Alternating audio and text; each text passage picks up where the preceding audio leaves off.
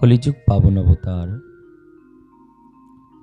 সর্ব অবতার ও সার শিরোমণি ভগবান শ্রীকৃষ্ণ চৈতন্য মহাপ্রভুর অপার অনুকম্পায় কলিযুগ বিধৌত ভগবানের অপ্রাকৃততম কথার স্বাস্বাদনে আজ আমরা শ্রী শ্রী গৌর পূর্ণিমার দিব্য মুহূর্তে সমবেত হয়েছি। 7 দিবস যাবৎ শ্রী শ্রী গৌর আবির্ভাব মহিমা সপ্তাহের বিশ্রাম দিবসের কথায় বিগত 6 দিবস যাবৎ আমরা গৌর মহিমা আস্বাদন করেছি। দেখতে দেখতে সেই মহিমা আস্বাদনের পর্ব আজ বিশ্রাম লগ্নে। আজ এক পরম মঙ্গলময় তিথি, সাক্ষাৎ কলিযুগ পাবন অবতার শ্রী চৈতন্য মহাপ্রভুর আজ শুভ আবির্ভাব তিথি, ফাল্গুনী পূর্ণিমা তিথি। আজকের এই দিনটাতেই কলিযুগ পাবন করানোর জন্য স্বয়ং গোলক অধীশ্বর ভগবান শ্রীহরি রাধার ভাবক্রান্তি গ্রহণ করে নিজে এই ধরাভূমিতে এসে প্রকটিত আবির্ভূত হয়েছে। শাস্ত্র বলছেন, এই যে পরম মঙ্গলময় শচীনন্দন প্রভুর আনন্দ মহিমা ঘন করুণা সমস্ত জগৎ জীবের প্রতি অহরহ পরিষণ হয়েছে। পরম মঙ্গলময় শচীনন্দন প্রভু সমস্ত জীবকে এই রাধা প্রেমের মাধুর্য রসকে আস্বাদন করার উদ্দেশ্যে তিনি প্রকটিত হলেন নদিয়াপুরীতে। আসলে কোনো কার্যই এ জগতে উদ্দেশ্যহীনভাবে হয় না। উদ্দেশ্য তো থাকেই, কোনো না কোনো উদ্দেশ্য। যেমন আমরা মানুষ হয়েছি, মানুষ হওয়ার আমাদের উদ্দেশ্য কি? কৃষ্ণ ভজন করা। মানুষ হওয়ার উদ্দেশ্য একমাত্র কৃষ্ণ ভজন। তাহলে আর যা কিছু কর্ম করছি ওগুলো সব বৃথা দেহ ধারণের জন্য কর্ম। যত কাজ করছি শুধুমাত্র দেহ রক্ষার্থে।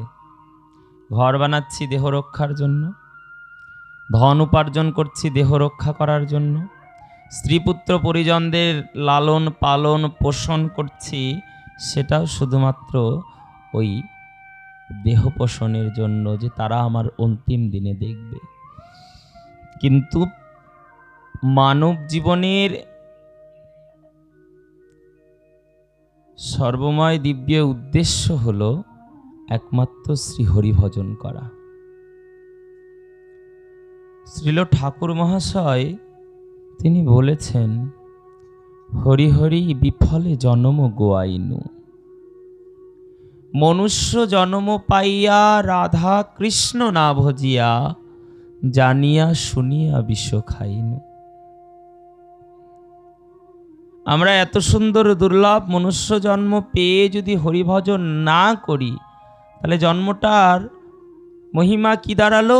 শাস্ত্রে বলেন, জেনে শুনে বিষ খাওয়ার মতন দশা। জেনে শুনে বিষ।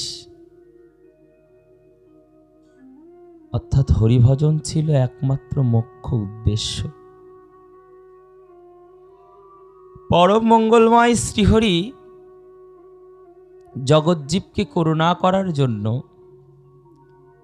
তাই নিজে নবদ্বীপে প্রকটিত হয়ে তৎকালীন সমস্ত কলিহত কৃষ্ণভোলা জীবদের চিত্তে কৃষ্ণ স্মৃতি জ্ঞান জাগানোর উদ্দেশ্যে তিনি প্রকটিত হয়েছে।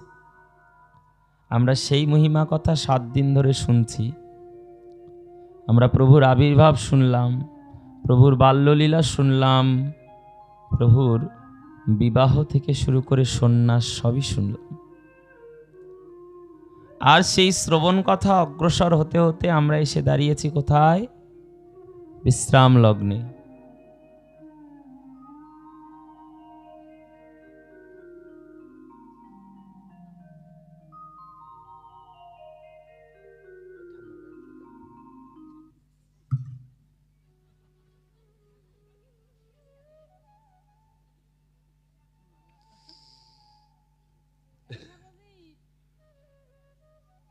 নাই,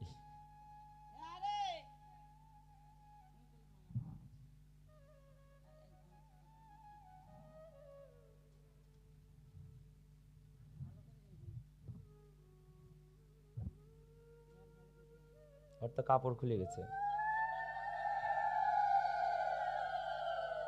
বসো বসো, বসে থাকো, এখানে থাকবা, এখানে বসবা। আচ্ছা আচ্ছা।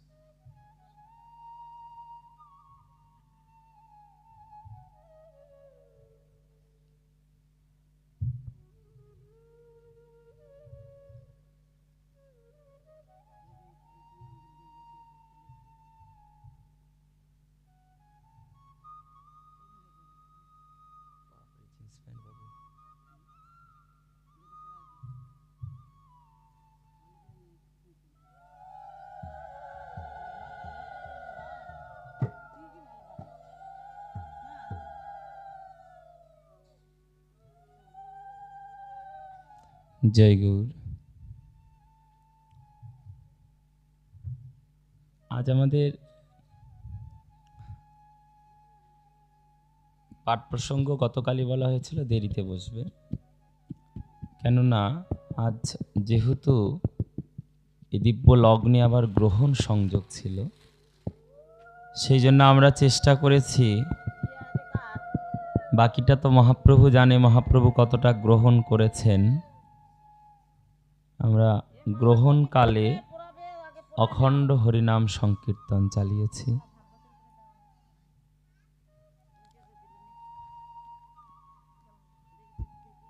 আমরা গ্রহণ শুরু থেকে গ্রহণ সমাপ্তি পর্যন্ত অখণ্ড হরিনাম সংকীর্তন চালিয়েছি।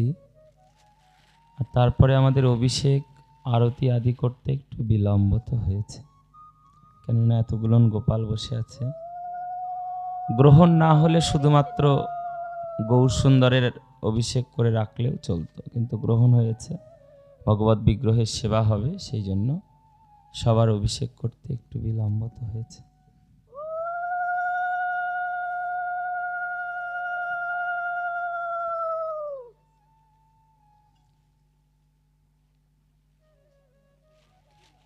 গতকাল আমরা আস্বাদন করেছি মহাপ্রভুর লীলাচল লীলায়। মহাপ্রভু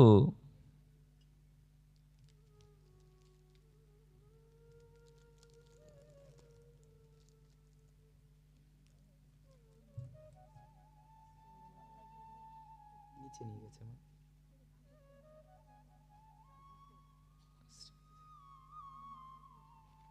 সবাই দেখে নেবে মা।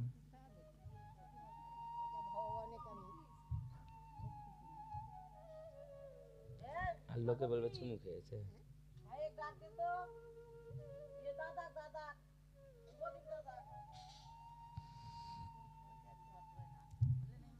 আমরা লীলাচলে মহাপ্রভুর অবস্থান কথা আস্বাদন করেছি গতকাল। গতকাল লীলাচল থেকে মহাপ্রভুর দক্ষিণ ভারতে গমনের কথাও আস্বাদন করেছি। আবার দক্ষিণ ভারতে রায় রামানন্দ আদি ভক্তজনদেরকে নাম প্রেম দান করে আমরা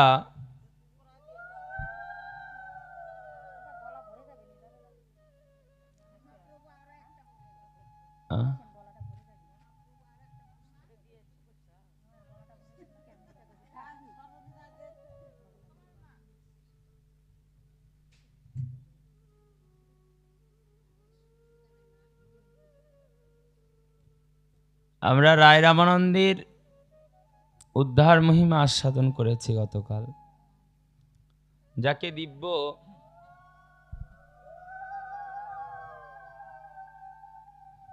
যাকে দিব্য প্রেম ভক্তি দান করেছেন মহাপ্রভু, তার সঙ্গে কৃষ্ণ কথা আলাপনে মহাপ্রভু রায়কে লীলাচল আসার জন্য আহ্বান করেছেন।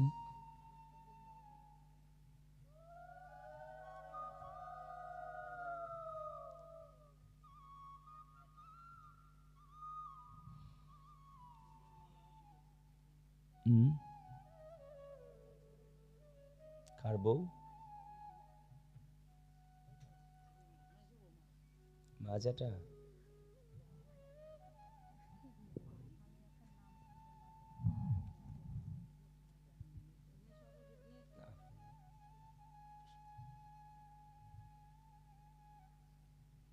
হার্টবিট বাড়ে যাচ্ছে।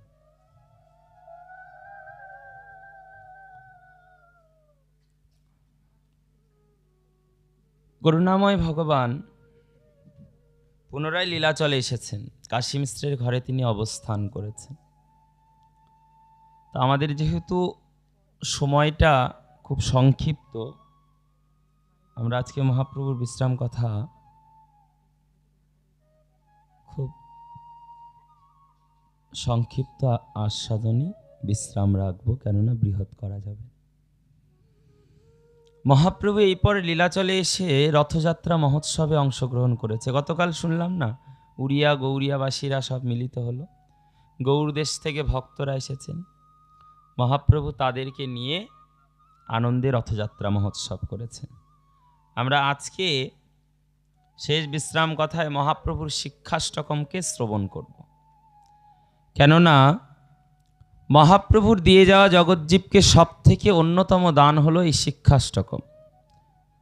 শ্রী চৈতন্য মহাপ্রভু জগজ্জীবের জন্য কোনো গ্রন্থ বিধান শাস্ত্র লিখে যাননি, কিন্তু জগজ্জীবকে করুণা করার জন্য ভগবান 8টি শ্লোক লিখেছেন, যাকে বলা হয় শিক্ষাষ্টকম। তা আমরা বাকি লীলাগুলোকে একটু করে স্কিপ করে আমরা সেই শিক্ষাটা, মহাপ্রভু যে শিক্ষার বার্তা দিয়েছে, আমরা সেই কথা আস্বাদন করব। কি করলেন মহাপ্রভু? এরপর মহাপ্রভু গৌরীয়বাসী ভক্তবৃন্দদেরকে নিয়ে খুব আনন্দে রথযাত্রা মহোৎসব করলেন। তাদেরকে নিয়ে আনন্দে মহাপ্রভু চাতুর্মাস্য ব্রতও করলেন সেইখানে। সবশেষে মহাপ্রভু ভক্তদের সম্মুখে জানালেন যে আমার অনেক দিনের ইচ্ছা, আমি বৃন্দাবনে যাব। সেই উদ্দেশ্যে মহাপ্রভু সমস্ত ভক্তদের অনুমতি সাপেক্ষ সবাইকে জানিয়ে, ভক্তদের ইচ্ছা আপনি একা গেলে হবে না প্রভু, সঙ্গে অবশ্যই কাউকে, তো নিত্যানন্দ জগদানন্দ সবাই যেতে চাইলেন, কিন্তু মহাপ্রভু বললেন না, যার সঙ্গে লোক সহস্র কোটি, ইহা নহে বৃন্দাবন যাওয়ার পরিপাটি। একদল লোক নিয়ে বৃন্দাবন গেলে পরে হয় না, ভক্ত সঙ্গে যেতে হবে, ভক্তজন মিলে যেতে হবে। হ্যাঁ, একদল কেন, এক দফায় শত সহস্র হোক না কেন, ভক্ত হলে পরে যাত্রা শুভ। আর লোকজন নয়, ভক্তদেরকে নিয়ে গমন করতে হবে। সেই জন্য বললেন, যাহার সঙ্গে সঙ্গ লোক সহস্র কোটি, ইহা নহে বৃন্দাবন যাওয়ার পরিপাটি। এটা বৃন্দাবন যাওয়ার পরিপাটি নয়। তাই জন্য মহাপ্রভু ইচ্ছা প্রকাশ করলেন যে বৃন্দাবনের পথে তো আমি একাকী গমন করব, সঙ্গে কাউকে নেব না। যখন মহাপ্রভু বলেছেন যে তিনি একা যাবেন, মহাপ্রভুকে কেউ ছাড়তে রাজি নয়। সবাই মিলে সিদ্ধান্ত নিলেন, তাহলে একজন আছে, এমন একজনকে নিয়ে যাও যে সেবা আদি করবে। কে যাবে? মহাপ্রভু বলেন, একজনকে নিলে বাকি সবার মন খারাপ হবে। তখন সবাই মিলে আলোচনা করে সিদ্ধান্ত নিলেন বলভদ্র ভট্টাচার্য, নবীন ভক্ত, প্রথম এসেছে, একটু প্রভুর সঙ্গ করার, আপনি একে নিয়ে যান। বলভদ্র ভট্টাচার্যকে বললে, বলভদ্র ভট্টাচার্য বললেন, আমি একা যাব, সঙ্গে যদি আর একজন ভোজ্যান্ন ব্রাহ্মণ হতো ভালো হতো, একা একা সেবা করা কষ্ট। তাই জন্য সঙ্গে একজন ভোজ্যান্ন ব্রাহ্মণ, যে রন্ধন আদি করবে।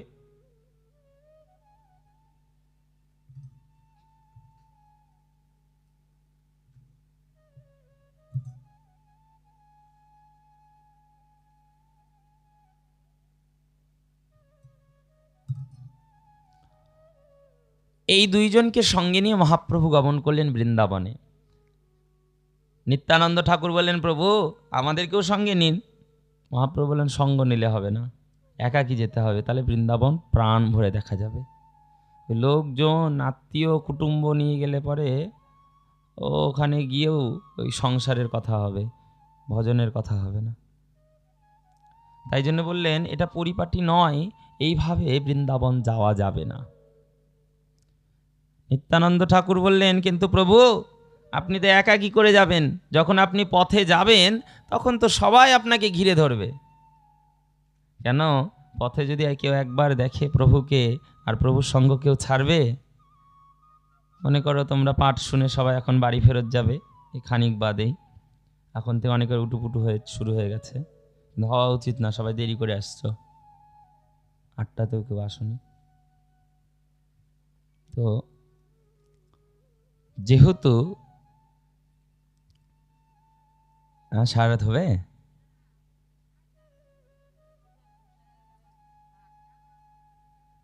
গোসাই কাট করা পারবে না, ওই জন্য তো তোমরা মানুষ নাই দেখে, কারণ কীর্তন কেমন করে হবে? আমি যতক্ষণ আছে চিন্তা নেই, কলামি তো আগে, কেউ নাই দেখে এসে একাই করে দেবো। কিন্তু পাঠটা লোক না থাকলে করবো না, ঘুমাই পড়বো। এমনিতে তো সারাদিন রাত্রি জায়গা, আর 2বার করে বালুরঘাট আর বাড়ি করতে গিয়ে রোদে দশা খারাপ হয়ে গেছে। তারপরে এই 3টা 20-তে অখণ্ড নাম শুরু করা হয়েছে, একাই এক সুরে তো 1.5 ঘন্টা অবধি চালিয়েছি। সঙ্গে যতক্ষণ হয়েছে ততক্ষণ খোল বাজিয়েছি, এগুলো আজর পাজর এত ব্যথা করছে না এখন। 3.5 ঘন্টা একটানা খোল বাজিয়ে, এখন যে উপর করে শুয়ে একটা রোড রোলার যদি উপর দিয়ে চালানো যেত না, বেশ ভালো হতো। তো যাই হোক, প্রভুর ইচ্ছা, জীবনে কখনো বাজায় উনি খোল টোল, প্রভুর কৃপায় বাজিয়েছি ধ্যাপ ধুপ করে বাড়ি মেরে।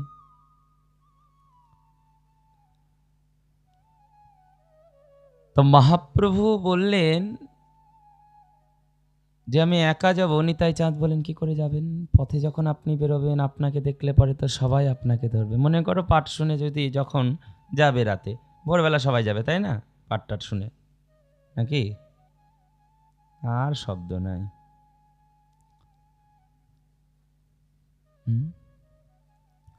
আমরা ভক্তদের কাছে আগেই বলে দিই, হয়তো বলাটা উচিত নয়, তবু বলে দিই, কেননা সময়টা যেহেতু আমাদের বিলম্ব হয়ে গেছে। কে রে? যেহেতু আমাদের সময়টা বিলম্ব হয়ে গেছে, আগেই বলে রাখি, 7 দিনের মহোৎসব আজ তো বিশ্রাম হবে, আগামীকাল কিন্তু মহোৎসব আছে। মহাপ্রভুর মহোৎসবকে বলা হয় জগন্নাথের মহোৎসব। মহাপ্রভুর পিতা হলেন জগন্নাথ, জগন্নাথ দেব মহোৎসব করিয়েছিলেন। তো এই বাড়ির গৃহকর্তাও এই জগন্নাথ মহোৎসব আগামীকাল করাবেন। আপনাদের সকলের কিন্তু আমন্ত্রণ রয়েছে, তাতে অবশ্যই আপনারা আগামীকাল প্রভুর এই দিব্য মহোৎসবে সকলে আসবেন। কৃষ্ণ জন্ম নেওয়ার পরে নন্দরাজ করেছিলেন নন্দোৎসব, আর মহাপ্রভু জন্ম নেওয়ার পরে জগন্নাথ মিশ্র করেছিলেন জগন্নাথোৎসব। মহৎ মহৎ বিশাল মহোৎসবের আয়োজন করেছিলেন। এই গৃহকর্তাও নিজ সাধ্য অনুসারে তার আয়োজন করেছে। আপনারা সকলে অবশ্যই আসবেন আগামীকাল দিব্য মহোৎসবে। সঙ্গে আগামীকাল 6টা দিকে ভাগবত পরিক্রমা বেরোবে। আপনারা যারা যারা এখানকার গ্রামবাসী স্থানীয়রা আছেন, আপনাদের গ্রামে আপনাদের পাড়ায় অলিতে গলিতে ভাগবত ভগবান যাবে, আপনারা সবাই অংশগ্রহণ করবেন ভাগবত ভগবানকে সহযোগে পরিক্রমায়। সেটা 6টার দিকে বেরোবে। আর মধ্যাহ্নের মহোৎসব, এটা আগেই বলে রাখছি, এরপরে বাকি পাঠ প্রসঙ্গ। আর প্রসাদও এখন এখান থেকে তুলে নিয়ে যাওয়া হবে, নিয়ে গিয়ে রাখা হবে। যাদের খুব অসুবিধা হবে আপনারা ভগবত প্রসাদ গ্রহণ করে যাবেন। আর যারা নির্জলা আছেন তাদেরকে কিছু বলার নেই। আজ কলিযুগ পাবন অবতার চৈতন্য মহাপ্রভু যখন যাবে, বললেন তুমি একা কি করে যাবে? যখন তুমি বৃন্দাবনের পথে গমন করবে, পথে যারা তোমাকে দেখবে তারাই তো তোমার সঙ্গ গ্রহণ করবে। মনে করো পথ দিয়ে বাড়ি যাচ্ছ, আর রাস্তায় যদি দেখো আজানুলম্বিত ভুজ, দিব্য জ্যোতির্ময়, কনক কান্তিদ্রুতি, একদম শিখাসূত্রহীন বহির্বাসধারী স্বয়ং চৈতন্য মহাপ্রভু পথে হরিসংকীর্তন করতে করতে যাচ্ছেন, বলো কেউ কি পথ দিয়ে আর বাড়িতে ঢুকবে নাকি মহাপ্রভুর পিছন নেবে? হ্যাঁ, আর যায় তখন বাড়িটা বাদ। প্রভু যদি পথে আসেন স্বয়ং, তো কে প্রভুর সঙ্গ নেবে না এমন কে আছে ধরাভূমিতে? তাই জন্য বললেন, আপনি যদি এই পথে যান তাহলে আপনার সঙ্গ কে না করতে চাইবে প্রভু? তাই আপনি আমাদের এই বাক্য নিন, আপনাকে দেখলে সবাই সব ছেড়ে আপনার পিছনে রওনা দেবে।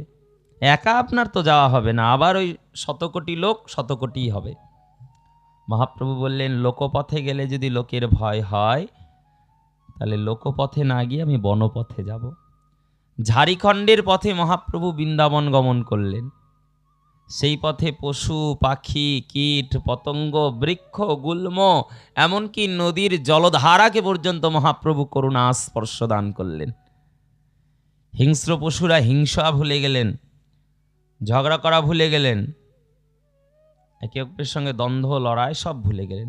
বাঘ আর হরিণীর যে আজীবন একজন খাদ্য একজন খাদক, সেই ভুলে গিয়ে তারাও আনন্দে নাম প্রেম করলেন। মহাপ্রভু সেই পথে সবাইকে উদ্ধার করতে করতে বৃন্দাবনের পথ। দেখো সময়টা আমাদের কম, তো যারাই বলেছ সারা রাত হবে কিন্তু কেউই থাকবে না, এটা জানা কথা। সেই জন্য সময়ের সম্মান রেখে আমাদেরকে বিশ্রাম, আমরা ঘণ্টাখানেকের মধ্যে প্রসঙ্গকে পুরোপুরি বিশ্রাম দেব। কেননা অনেকে আশা করে আবার প্রদীপ এনেছেন আরতি দেখাতে, তাদেরকেও বাড়িতে যেতে হবে। সেই জন্য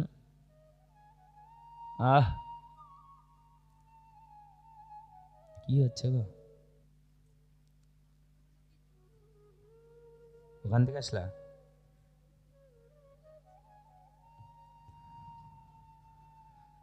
এবার শ্রীমান মহাপ্রভু, বনপথটা অনেক বড় ছিল, খুব গভীর অরণ্য, আর সেটা এই নীলাচলের পর থেকে একদম কাশী পর্যন্ত ছিল। এই নিবিড় বনের মধ্যে দিয়ে মহাপ্রভু গমন করলেন। উঠলেন গিয়ে প্রথমে কাশীতে। সেখানে প্রকাশানন্দ সরস্বতী তখন ছিলেন গুরু সন্ন্যাসী। তিনি মহাপ্রভুর খবর পেয়েই সবাইকে সাবধান করে দিলেন, সাবধান, একজন নতুন সন্ন্যাসী এসেছে, লোক ঠকিয়ে সবাইকে বশ করে নিচ্ছে। আরে একজন বাচ্চা যুবক এসেছে, 24 বৎসর বয়স, এ কি করছে জানো? সবাইকে হরিনাম শুনিয়ে মাথা পাগল করে দিচ্ছে। প্রকাশানন্দ সরস্বতীর অনেকগুলো শিষ্য ছিল, তো তখনকার দিনে 10,000 শিষ্য তার। সবাইকে বলে দিলেন, খবরদার ওই সাধুর কথা কীর্তন পাঠ কিছু শুনবে না। সবাইকে বলে দিয়েছে, কারণ প্রকাশানন্দ সরস্বতী তখন সর্বেশ্বর কাশীধামের। কিন্তু মহাপ্রভু যে প্রেমকে নিয়ে এসেছে, এখানে তো কাউকে ঠকানোর বিষয় নেই, কাউকে পাগল করার বিষয় নেই। জীবের পরম ধন গৌর সুন্দর দান করছেন। যে ধনের জন্য জীবের জন্ম, সেই ধনটা জীবকে দিচ্ছে। এখানে আর কি আছে বলো অতিরিক্ত? নাম প্রেম প্রচার হলোই প্রভুর মুখ্য উদ্দেশ্য। যদিও প্রকাশানন্দ সরস্বতী পাদ প্রথমে তো বিরোধিতা করলেন, প্রভুকে কিছুতেই তার ভাবনীতিকে এই কাশীপুর ধামে প্রকাশ হতে দেবে না। কিন্তু পরবর্তীতে দেখো, সত্য সত্যই আর সৎ সতই। যে সৎ পথে থাকবে তাকে কখনো কাউকে কিছু বোঝাতে হবে না। যে অসৎ পথ অবলম্বন করবে, নিজ নাম যশ প্রতিষ্ঠা আদির লোভে ঘুরবে, এই যে আজ না হোক নিজের ভুল তো বুঝতে পারবেই পারবে, তখন অনুশোচনা ছাড়া আর কিছু থাকে না। শেষে প্রকাশানন্দ সরস্বতী অনুশোচনায় প্রভুর চরণে পড়ে ক্ষমা প্রার্থনা করলেন, আমি আপনাকে চিনতে পারিনি। হ্যাঁ, যুবক বয়স, কিবা ভক্তি কিবা ভজন না বুঝে আমি আপনার নামে অনেক কিছু বলে ফেলেছি, আপনি ক্ষমা করে আপনার চরণের আমাকে দাস করুন। মহাপ্রভু প্রকাশানন্দ সরস্বতীকেও সেখানে কৃপা করেছে। সেইখান থেকে মহাপ্রভু চলে গেলেন বৃন্দাবনের উদ্দেশ্যে। বৃন্দাবনে গিয়ে বৃন্দাবনের যত গুপ্ত নিধি তীর্থস্থলীগুলো ছিল সেগুলোর জাগরণ করালেন। কেউ জানতো না তখন, বৃন্দাবনে তো কি আছে না আছে কেউ জানেই না। কি করে জানবে? জানাবে কে বৃন্দাবনের মহিমার কথা? বৃন্দাবনের মহিমার কথা তো একমাত্র জানাতে পারেন যিনি বৃন্দাবন বিহারী। তো বৃন্দাবন বিহারী স্বয়ং ভগবান কৃষ্ণ আজ নবদ্বীপ বিহারী। আজ তিনি বৃন্দাবনে গিয়ে বৃন্দাবনের মহিমাকে প্রকাশ করালেন। ওই যমুনার তটভূমি, ইমলিতলা, কেশিঘাট, বংশীবট, নিকুঞ্জ কানন, শ্যামকুণ্ড, রাধাকুণ্ড, গিরি গোবর্ধন, টের কদম্ব, যত যত পূর্ণ লীলাস্থলী আছেন মহাপ্রভু সবটাতে কৃপা করলেন। নিজ মহিমায় সমস্ত তীর্থের মহিমা জাগরণ করালেন মহাপ্রভু।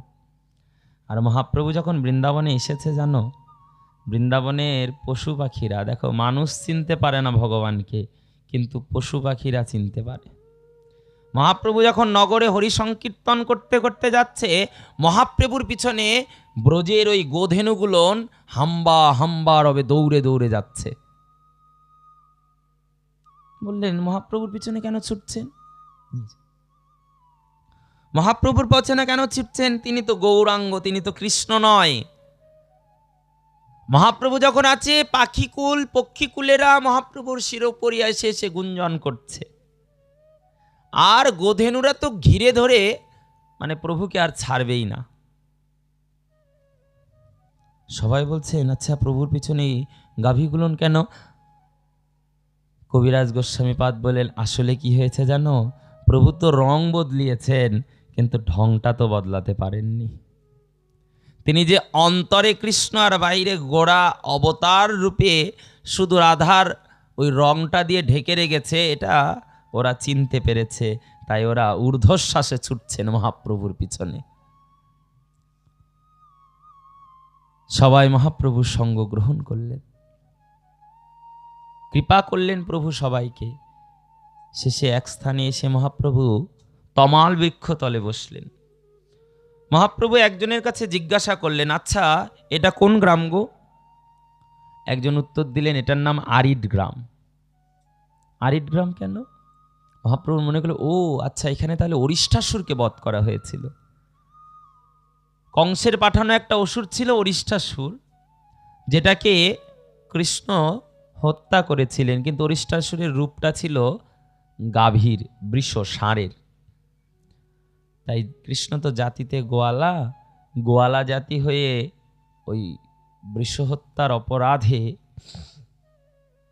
তাকে রাধারানী বললেন তোমার পাপ হয়েছে, কি করতে হবে? সর্বতীর্থের জলে স্নান করতে হবে। তাই কৃষ্ণ সজরে বামপদ ভূমিতে আঘাত করতেই সেখানে দিব্য এক কুণ্ড নির্মাণ হলো।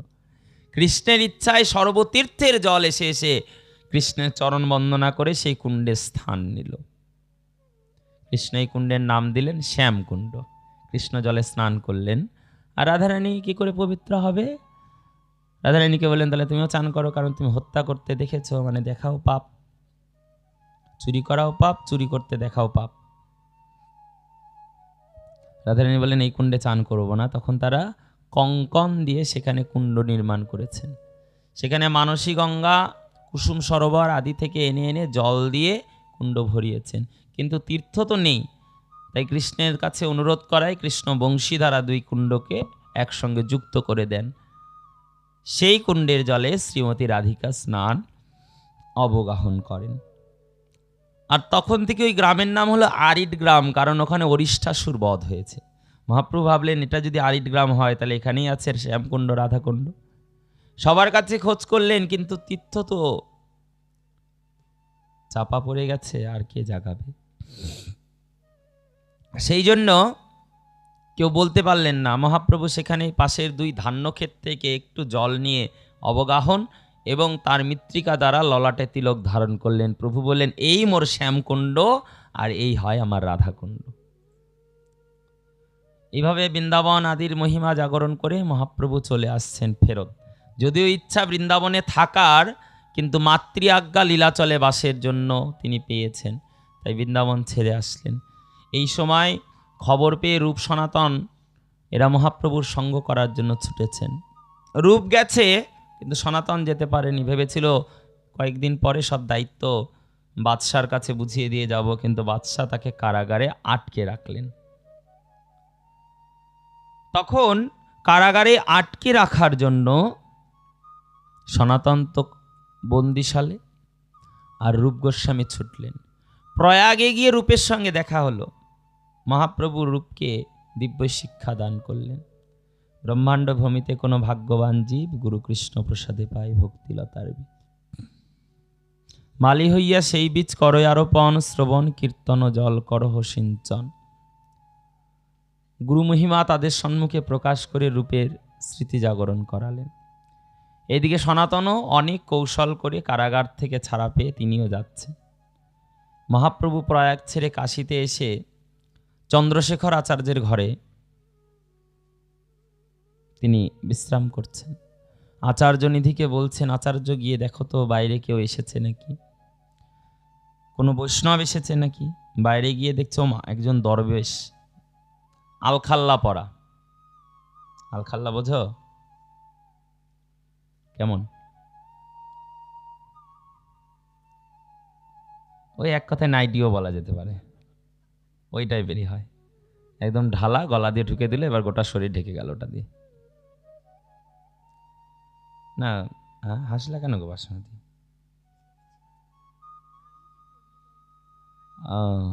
ওই আলখাল্লাই হলো। এখন নামটা একটু বদলে দিয়েছে। এই তো আলখাল্লা পরিধান করে আছেন, মোটা বসন গায়ে পরিধান করে আছেন। দেখলে ভাবলেন এ বাবা এ তো কোনো দরবেশ হবে, কোনো মৌলবী টৌলবী হতে পারে, দরবেশ হতে পারে। মহাপ্রভুকে বলে, প্রভু কোনো বৈষ্ণব তো আসেনি, আলখাল্লা পরে একজন দরবেশ আছে। দরবেশ? না না, পরম বৈষ্ণব, তুমি ওকে ডেকে আনো। তাকে ডেকে যখন আনলেন, তিনি ছিলেন সনাতন গোস্বামী। আসলে ওই মুসলমান বাদশার অন্তর্গতভাবে চাকরি করতেন, তো তাই জীবন চরিত্র সব ওই রকমভাবেই হতো। কাজীর চাকরি করতে করতে জগাই মাধায়ের মতন ব্রাহ্মণরা, তারা তো যবনের থেকে অধমভাবে জীবনযাপন করলেন।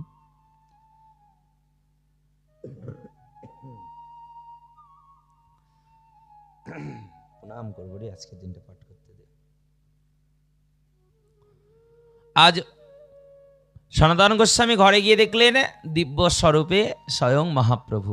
তিনি যদিও প্রভুকে দেখে পিছিয়ে এলেন, কারণ তিনি তো অসুচি, মুসলমানের রাজ্যে তিনি চাকরি করেন, তার জীবন চরিত্র কর্ম ভালো নয়। কিন্তু মহাপ্রভু এসে নিজে অগ্রসর হয়ে তাকে আলিঙ্গন করে নিজজন করে নিলেন। মহাপ্রভু এই সনাতন গোস্বামীর সঙ্গে অনেক ইষ্টগোষ্ঠী আলাপন করেন। সনাতন মহাপ্রভুকে পেয়ে কাতর হয়ে একটি প্রশ্ন জিজ্ঞাসা করেন, প্রভু আমার এক অনেক দিনের আশা, হৃদয়ে প্রশ্ন, আজ যে কত কষ্ট করে তোমার সঙ্গ পেয়েছি প্রভু, তা ভাষায় বলা যাবে না। তা আমার ইচ্ছা বহুদিনের, আপনি বলুন, কে আমি, কেন মোরে যারে তাপত্রয়, ইহা না জানিলে বলো জীবের কইছে হিত হয়। বলো না প্রভু, কে আমি, কেন মোরে যারে তাপত্রয়, কেন আমাকে ত্রিতাপ এত জ্বালা দেয়, আমি কে প্রভু? মহাপ্রভু উত্তরে বলেছিলেন, জীব কৃষ্ণ দাস, ইহা ভুলি গেলা, অতএব মায়া পিশাচি তারে গলেতে বান্ধিলা। কৃষ্ণ ভুলিয়া যে অনাদি বহির্মুখ, অতএব সংসার দেয় তারে বিষয়ের দুঃখ। এই সংসার তাকে দুঃখ দেবে, তারাই দুঃখ পায় যারা এই সংসারে বিষয়কে আশ্রয় করে পড়ে থাকে। আর যারা বিষয়কে আশ্রয় করে না, একমাত্র বিষয়ের আশিস স্বয়ং ভগবান বিশ্বম্ভরের শরণাগত থাকে, তাদেরকে কখনো এই সংসারে কোনো কিছুই দুঃখ দিতে পারে না। ওর নিজের পুত্র মরলেও দুঃখ হয় না। শ্রীবাসের হলো না, প্রভুর অঙ্গনে সংকীর্তন করছে প্রভু, এদিকে শ্রীবাস ঘরে নিয়ে মালিনী অজান্তেই তার ছোট পুত্রকে মেরে ফেললেন, কেটে ফেললেন। ফুপিয়ে ফুপিয়ে কাটছে। শ্রীবাস শুনতে পেয়ে ছুটে এলেন, এসে বলেন কি হয়েছে? বলে দেখুন স্বামী, আমাদের সন্তান কি করে হলো? ওই তোমার প্রভুর সংকীর্তনে কর্ণ দিতে গিয়ে আমি সব হারিয়েছি। ওই সংকীর্তন যখন কর্ণে এসেছে, আমার বাহ্যিক আর কোনো কথা কানে আসেনি। ওই সংকীর্তন বিহারীকে যখন আমি নয়ন দিয়েছি, এই নয়নে আর কিছু দেখতে পাইনি, তাই নিজের ছেলেকে কেটে ফেলেছি স্বামী। বলো না স্বামী, এখন কি হবে? ফুপিয়ে ফুপিয়ে শ্রীবাসের চরণে পড়ে কান্না করছেন। শ্রীবাস বলেন, মালিনী একদম চুপ, একটাও কান্নার শব্দ যেন বাইরে না যায়। প্রভু, আমার ছেলে মারা গেছে, আমি কাঁদবো না? না, তোমার কাঁদা হবে না। ছেলে মারা গেছে, এই কান্নায় যদি আমার প্রভুর সংকীর্তনে বিঘ্ন ঘটে, ছেলেকে হারিয়েছ, এই পরে জেনে রাখবে স্বামীকে হারাবে। তোমার কান্নায় যদি আমার মহাপ্রভুর সংকীর্তনের আনন্দ ভেঙে যায়, আমি গঙ্গার জলে ঝাঁপ দিয়ে প্রাণ বিসর্জন করব, মালিনী জেনে রাখো। ভাবো তো, নিজের সন্তান মরে গেলে কেউ এমন কথা বলতে পারে? মাথায় কি ঢুকছে? হ্যাঁ, নিজের সন্তান যদি এমন মায়ের দ্বারা কাটা পড়ে গেছে, ওই থাকার পরে কেউ বলতে পারে কেঁদো না, চুপ করে যাও, আমার প্রভুর কীর্তনে যেন বিঘ্ন না হয়?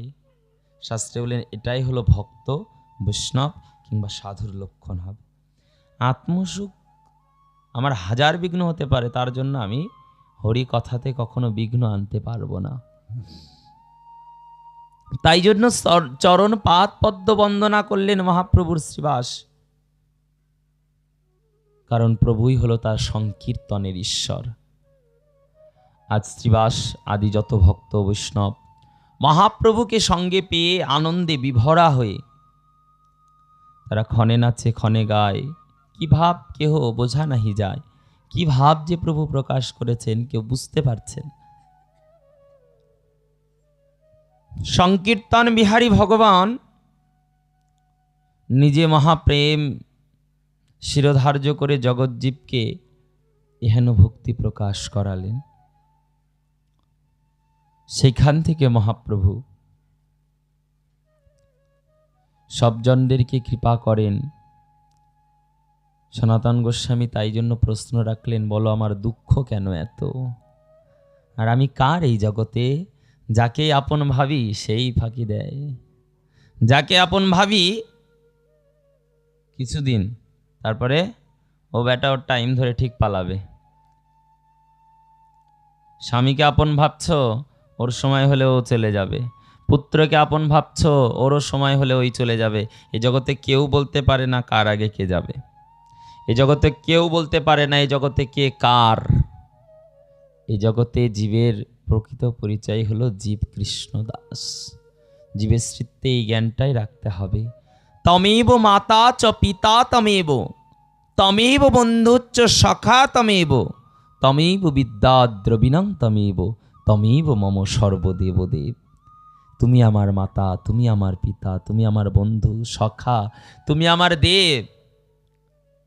বলে না, এক তো তুম দেবতা হো, প্রিয়তম না? কি বলো তোমরা? তো বলো, दूसरा प्रियतम मेरे। তুমি দেবতাও হও, প্রিয়তম হও, পিতা হও, মাতা হও, তুমি সর্বস্ব হও। এটাই জগতের স্বরূপ। ইনি তোমার আপন। যেই দিন কেউ ছিল না, ইনিই ছিল, যিনি মাতৃ জঠরের মধ্যেও তোমাকে খাবার জুগিয়ে এই সুন্দর আকার দিয়েছে। আবার যেই দিন কেউ থাকবে না, সেই দিন সেই ভগবানই তোমাকে এই ভবসাগর পার করাবেন। মহাপ্রভু বললেন, তাই তার আশ্রয় করো। তাকে কি করে পাবো? তার জন্য বললেন, তোমাকে গুরু আশ্রয় করতে হবে, সদ্গুরুর চরণ আশ্রয়। গুরু তোমার চিত্তে অহরহ কৃষ্ণ স্মৃতি জ্ঞান দান করবে, যার দ্বারা তুমি কৃষ্ণকে চিনবে, কৃষ্ণ ভক্তি লাভ করবে। ওই যে বললেন না, ভ্রমিতে ভ্রমিতে যদি কখনো সাধু বৈদ্য পায়, সাধু বৈদ্যটা, এই বৈদ্যটাই হলো গুরুদেব। কাকে গুরু করব বলো জীবনে? যার দ্বারা আমি কৃষ্ণকে চিনেছি। কাকে গুরু করব জীবনে? যে আমাকে কৃষ্ণ চিনিয়েছেন, যে আমাকে কৃষ্ণের সেবা দিয়েছেন, যে আমাকে কৃষ্ণের সঙ্গে সম্বন্ধ স্থাপন করিয়ে দিয়েছে, সে আমার গুরু। তার উপদেশ মন্ত্রে মায়া পিশাচি পালায়, কৃষ্ণ ভক্তি পায় আর কৃষ্ণ নিকটে যায়। গুরুদেবের মন্ত্র বলে মায়া পিশাচি পালায়, কৃষ্ণ প্রেম পাওয়া যায় সনাতন। সনাতনের সঙ্গে সম্বন্ধ তত্ত্ব, অভিধেয় তত্ত্ব আর প্রয়োজন তত্ত্ব, এই তিন তত্ত্বের খুব নিবিড় আলোচনা করেছিলেন। এরপর মহাপ্রভু লীলাচলে আসেন। লীলাচলে এসে মহাপ্রভু কিছুদিন অবস্থান করেন। এই লীলাচলে অবস্থান করতে আরও যত ভক্ত বৈষ্ণব ছিল তারা সবাই মহাপ্রভুর সঙ্গ করার জন্য সেখানে ছুটে এসেছিলেন। শ্রীবাস, হরিদাস, মুকুন্দ, দামোদর সবাই প্রভুর সঙ্গে অহরহ সংকীর্তন আনন্দে মেতেছিল। এইদিকে আবার আমার সংকীর্তন বিহারী ভগবানকে সঙ্গ করার জন্য কত কত গৌরবাসী ভক্তরা এসেছেন। এখানে রাঘবের ঝুলির কথা, রাঘবের ঝালি। রাঘব পণ্ডিত তার ভগিনীর সাজিয়ে দেওয়া বিবিধ আচার, নাড়ু, শুক্তপাতা, বিবিধ ভোজন সামগ্রী, মুখশুদ্ধি আদি সব নিয়ে 3 জন বাহকের কাঁধে করে নিয়ে গেছে। সেখানে মহাপ্রভু সবার সেবার মধ্যে থেকে শ্রীবাসের সেবাকেই প্রাধান্য দিয়েছিলেন। আমরা সে কথা আস্বাদন করি। পরম মঙ্গলময় ভগবান শ্রীহরি তিনি সেইখানে সংকীর্তন বিহারী রূপেই পরম আনন্দে প্রকাশ হয়েছেন। আবার সেই স্থান থেকে মহাপ্রভু সবার নৈবেদ্য উপঢৌকমাদি গ্রহণ করে। এরপরে গোস্বামীদের জীবন চরিত্রের কথা কবিরাজ গোস্বামী পাত তুলে ধরেছে। গোস্বামীরা কিভাবে জীবন কাটায়, না রামাথা ছেঁড়া কথা আর মুখে কৃষ্ণ গুণগাথা। প্রভু চানা ভোজন, কভু উপবাস, কেহ পুছিলে বলে আমি চৈতন্যের দাস। কেউ জিজ্ঞাসা করলে বলে আমি চৈতন্যের দাস। কখনো চানা ভোজন, আবার কখনো উপবাস। কিভাবে জীবন কাটায় মহাপ্রভু? সমস্ত ভক্ত বৈষ্ণব আদি সবাই এইভাবেই জীবন কাটাচ্ছে। পরম মঙ্গলময় শ্রীহরি রঘুনাথ গোস্বামী পাদের জীবন চরিত্রকে তুলে ধরলেন, যিনি হলেন রাধাকুণ্ডের মুকুটমণি। রাজার ছেলে রঘুনাথ, হিরণ্য গোবর্ধনের পুত্র, যার মাসে 20 লক্ষ টাকা ইনকাম।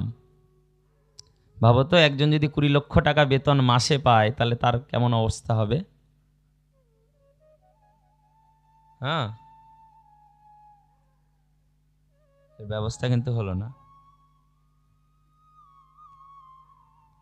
তো এখনকার দিনে হলে পরে বিশাল, আর সেই সময়ের 20 লক্ষ মানে এখনকার সময় হয়তো 20 কোটিরও ঊর্ধ্বে উঠে যাবে। সেটা 8 লক্ষ করে দিতেন আর 12 লক্ষ তিনি ভোগ করতেন। এমন রাজার ছেলে হয়ে সুখের শয্যা, সুখ, অভিলাষ সব ত্যাগ করে তিনি ছুটলেন মহাপ্রভুর সঙ্গ নিতে। প্রভু অনেকভাবে পরীক্ষা করলেন। শান্তিপুরে অদ্বৈত ভবনে গেছিলেন, মহাপ্রভু ফেরত দিলেন, যাও মর্কট বৈরাগ্য না করহ লোক দেখাইয়া, যথাযোগ্য বিষয়ভঞ্জ অনাসক্ত হইয়া। ধৈর্য ধর রঘুনাথ, না হয়ে ব্যাতুল, ধীরে ধীরে পাই জীব ভব সিন্ধুতে কুল। বুঝাই সুজায় পাঠিয়ে দিলেন, থাকলেন না প্রভু। আজ স্বয়ং মহাপ্রভু সেই স্থান থেকে রঘুনাথকে পাঠিয়ে দিলেন। রঘুনাথ অনেক চেষ্টা করলেন। রঘুনাথ দেখো, আচ্ছা রাজার ছেলের মধ্যে এত ভক্তি কি করে এলো? দেখো, ভক্তি কিন্তু এমনি এমনি আসে না, কৃপা ছাড়া। কৃপা যদি না হয়, গুরু কৃপা, সাধু কৃপা, বৈষ্ণব কৃপা না হলে ভক্তি এমনি এমনি কেউ পাবে না। ভক্তি অর্ডার দিয়ে পাওয়া যায় না ফ্লিপকার্টে। ভক্তির জন্য সঙ্গ করতে হয় আর সাধুগুরু বৈষ্ণবের উপদেশ মানতে হয়, না ছাড়া ভক্তি হয় না। তুমি নিজে নিজে চাইলেও ভক্ত হতে পারো না। কেন? আমাদের আচার্যদের মত আর আচার্যদের পথ যদি না অনুসরণ করো, নিজে নিজে হবে না। তো রঘুনাথ গোস্বামীপাদ ওই ছোট থাকতে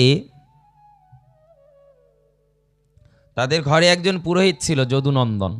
তিনি ছোট থেকেই মহাপ্রভুকে, ওই রঘুনাথকে মহাপ্রভুর মহিমা কথা শোনাতেন। শুনিয়ে শুনিয়ে প্রভুর প্রতি এমন ভক্তি চলে এলো না, তাই তিনি সব ছেড়ে শুধু প্রভুর সঙ্গই চায়। দিনে দিনে ভক্তি তো আরও বেড়ে গেল, উৎকণ্ঠা। কি করলেন জানো? সব ছেড়ে নিতাই চাঁদের যখন শুনলেন পানিহাটিতে আগমন, ওই পানিহাটি গ্রামে গেলেন প্রভুর সঙ্গ করতে। নিতাই চাঁদ দণ্ড দেওয়ার ছলে করুণা করলেন, মাথায় 2 চরণ দান করলেন। মহাপ্রভু নির্দেশে সবাইকে দধিচিরার মহোৎসব করালেন রঘুনাথ সেখান থেকে রঘুনাথ এসে ঘরে কিছুদিনের মধ্যেই প্রভুর লীলাচল গমন বার্তা পেয়ে তিনি সব ছেড়ে মহাপ্রভুর সঙ্গ করতে চলে গেলেন। লীলাচলে অনেক কষ্টে জীবন কাটালেন, কখনো উপবাসে, কখনো ভিক্ষায়, রাজার ছেলে হয়ে। যে রেশম পালঙ্কে শুয়ে আরামে স্বাচ্ছন্দ্যে দিন কাটাতো, সে গরুর গোয়ালে পর্যন্ত শুয়েছে।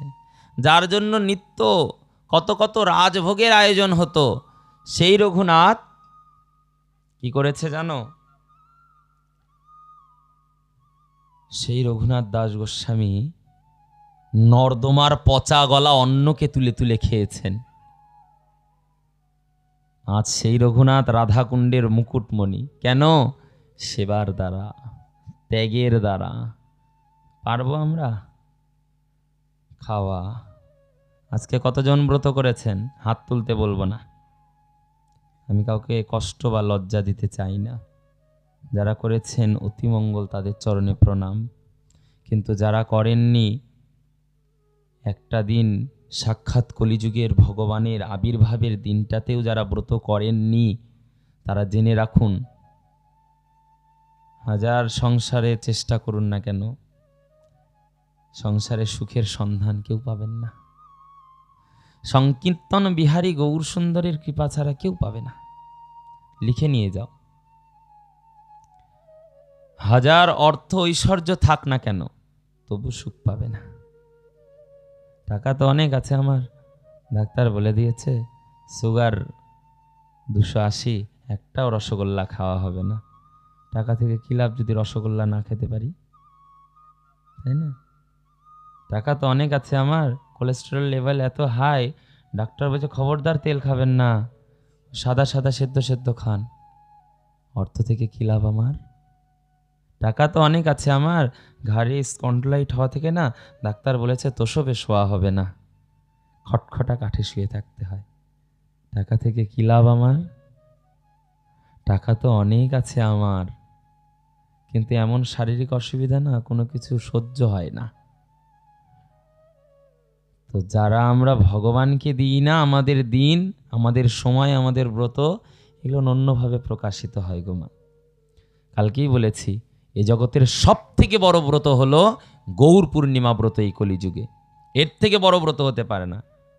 একটা দিন, এখন কেউ বলবেন না খেয়ে থাকতে পারি না, সহ্য হয় না। একদিন থেকে দেখুন না, মরে যান নাকি। এটা সত্য। মহাপ্রভুর প্রতি ভক্তি রেখে ব্রত থেকে দেখুন, যদি মরে যান, সাক্ষাৎ গোলকে ভগবানের চরণে গিয়ে উঠবেন, কোনো বিচার হবে না। এমনিতে তো অনেক অপরাধ, কিন্তু প্রভুর জন্য যদি ভক্তি ভরে সব ত্যাগ করতে পারি, তাতে যদি আমার প্রাণও চলে যায়, যাবে যাবে প্রাণ, আরো আরো জন্মে তো গেছে কুকুর শুকর হয়ে, এবারও না হয় যাবে, কিন্তু যাওয়াটা সার্থক। বলবো প্রভু তোমার জন্য আমি সব ত্যাগ করেছিলাম, তোমার ভক্তি পাওয়ার জন্য, সহ্য না করতে পেরে মরে গেছি। প্রভু বলে চিন্তা করিস না,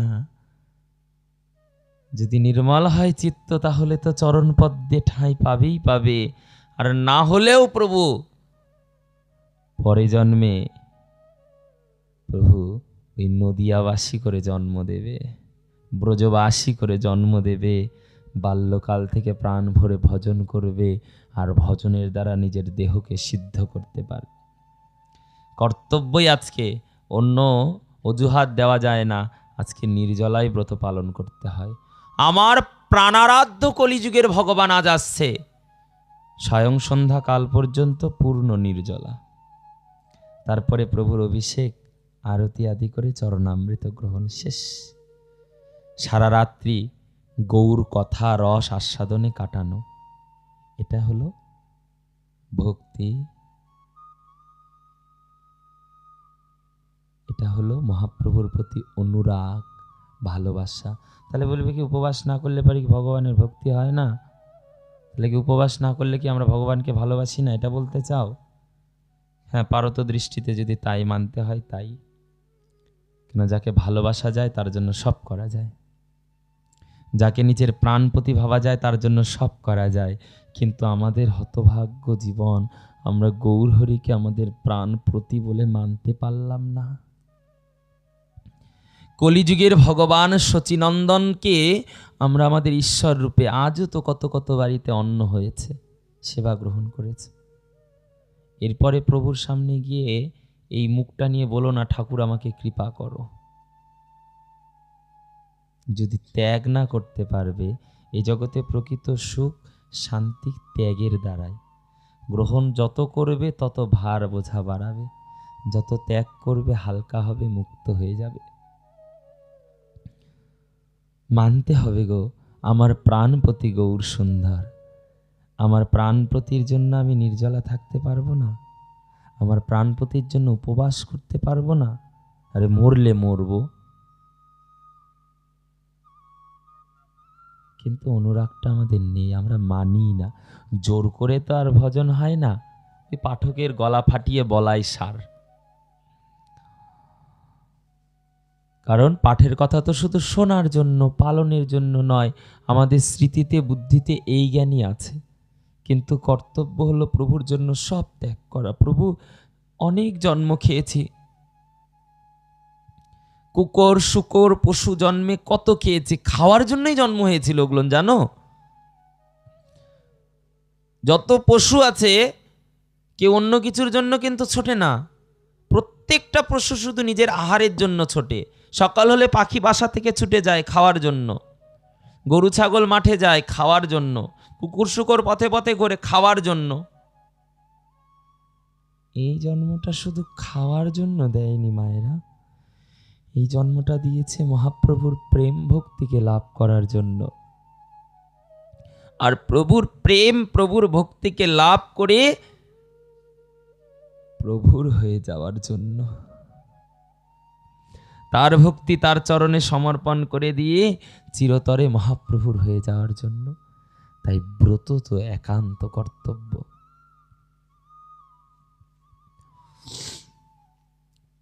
অন্যজনিতে তো এই ব্রত করার সৌভাগ্য হয়নি আমার। আবার এই অবস্থাতেও আপনারা যারা এসেছেন, এক একজনের বয়স এক এক রকম, হয়তো কারো 30, কারো 40, কারো 50, কারো হয়তো 55-60-এর গোড়াতে উপরে আছে, যারা এতদিন ব্রত করেননি। কিন্তু শাস্ত্রে বলেন অন্তিম পর্যায়ে হলেও ব্রতটা করতে ধরুন, না হলে কৃপা পাবে না। যারা যারা ব্রত করেছেন নির্জলা অতি উত্তম, না ছাড়া জীবের গতিই নেই। কি করে করুণা করবে? আমরা বলি ঠাকুর করুণা করে না, করুণা করে কলিযুগের ভাগ্যে গোলকের প্রেম নহন এনে ঢেলে দিয়েছে, আর যুগেতেই করুণা করেনি। আর কি চাও? করুণা করে ভগবান মূর্তিমন্ত রূপে কলিযুগের জীবের ঘরে ঘরে বিরাজিত রয়েছে, আর কি কৃপা করবে? করুণা করেই তো ভগবান নিজের সেবা পূজা ভক্তি সব দান করেছে। আর কি চাও? আর তো কিছু চাওয়ার নেই। এগুলোই হলো কৃপা। এগুলোকে গ্রহণ করবে তো কৃপা রাশি রাশি পাবে, অন্যথায় পাবে না। আমাদের আচার্য শ্রী গুরুদেব তো যারা ব্রত করতেন না, তাদের হাতে জলও খেতেন না। কেন? ওর হাতে জল খাওয়া মানে মূত্র তুল্য, ওর হাতে অন্ন খাওয়া মানে বিষ্ঠা তুল্য।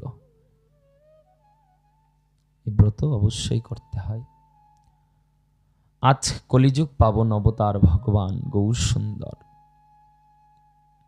রঘুনাথ দাস গোস্বামীর জীবনটাকে তুলে ধরলেন। যিনি রাজভোগ খেতেন তিনি নর্দমা থেকে তুলে পচা গলা অন্ন খাচ্ছেন। কেন? গৌর কৃপা পাওয়ার জন্য, নরজনমটাকে সার্থক করার জন্য। আর যাদের ইচ্ছা আছে বারবার আসবো আর এই সংসারে শুধু মরবো, তারা আসো, অসুবিধে নেই। তারা বারবার আসো, বারবার জন্ম নাও, সংসার বিষয় ভোগে থাকো। আর যাদের চিত্তে লেশমাত্র জ্ঞান হয়েছে যে এই জন্মটা এই সংসারে কাটিয়ে অজ্ঞানতায় এই দুঃখের সাগরে ভাসার জন্য নয়, প্রভুর সেবায় ভাসার জন্য, তারা কিন্তু তা করবে না। তারা ব্রত করবে। ব্রতের মধ্যে কলিযুগের শ্রেষ্ঠ ব্রত হলো কোন ব্রত? গৌর পূর্ণিমা। আর এরপরে প্রত্যেক কলিজীবের জন্য বিধেয় হলো একাদশী ব্রত। সবাইকে করতে হবে। মাসে দুটো আসে গো, বেশি না, 15 দিন পর পর।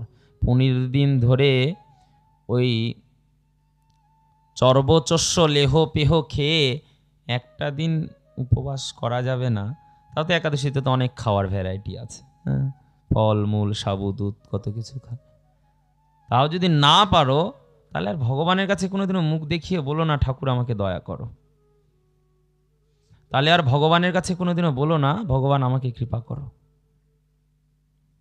তুমি যদি এইটুকু না করতে পারো, 24টি একাদশী এই 365 দিনে পড়ছে, তো কি আছে, এটুকু তো করতেই হবে। মানুষ হয়েছি আমরা, সাধে নয়। তাই শ্রী চৈতন্য মহাপ্রভু করুণা করলেন কলিযুগের জীবদেরকে, তাই এই ব্রত আদিদেরকে প্রকাশ করলেন। 12 মাসে 24টা একাদশী। কিছু কিছু জনের লোকসংহটে একটু মতবিরোধ আছে। একাদশীর মধ্যে আবার বিচার জ্ঞান চলে এসেছে, বলে কটা করব? 4টে। কেন? 4টে হলো বড় বড়, তাহলে কৃপাটা বড় পাওয়া যাবে। শাস্ত্রে বলেন বড় ছোট বলতে কিছু নেই, মাহাত্ম্যগুলো শুনবে। এখন তো মোবাইলের যুগ, সুবিধা হয়েছে না, ওই মুখে বললেই চলে আসে। রোজ নিত্যদিনের 15 দিন পর পর যে একাদশী পড়বে তার মাহাত্ম্যটা শুনবে, দেখবে ওই মাহাত্ম্যর মধ্যে দেওয়া আছে প্রত্যেকটা একাদশীর আলাদা আলাদা মহিমা আছে। ওই জন্য প্রত্যেকটাই করা।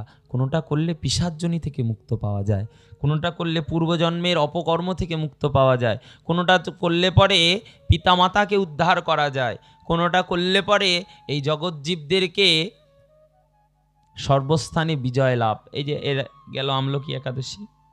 এই আমলকি একাদশীর মহিমা কি বলেছিলাম বলো তো, কার মনে আছে? মহিমা তো বলেছি।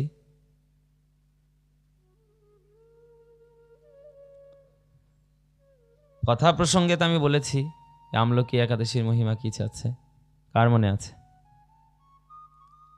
নেই? হ্যাঁ,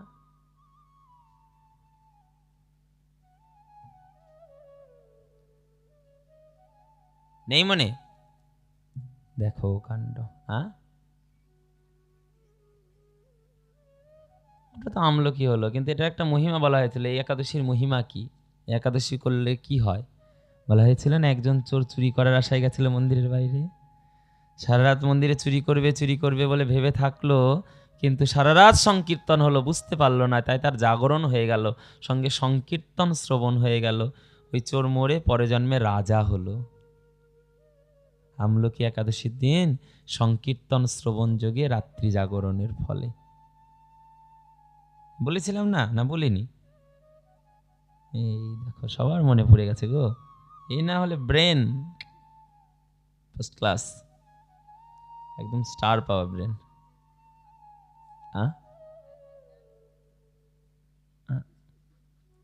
ব্রেন কয় না ড্রেন কয়, কি কয়? বুদ্ধি কয় বাংলাতেই কও, ইংরেজিতে আবার কি আছে?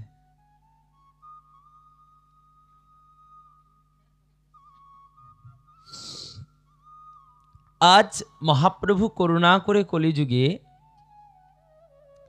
তাই পরম মঙ্গলময় ব্রতগুলোকে প্রকাশ করিয়েছেন।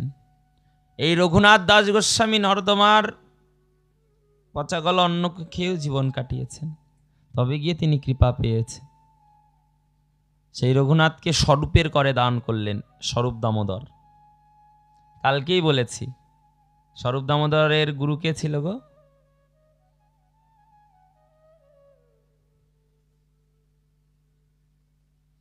রায় রামানন্দ এই প্রেমভক্তির তত্ত্বটা সবার আগে কাকে বলেছিল? রায় রামানন্দ, যেটা কালকে সাধ্য সাধন তত্ত্ব বলা হলো।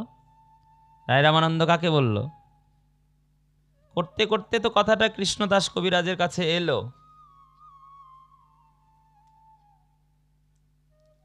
কি দুর্দশা, শোচনীয় দশা।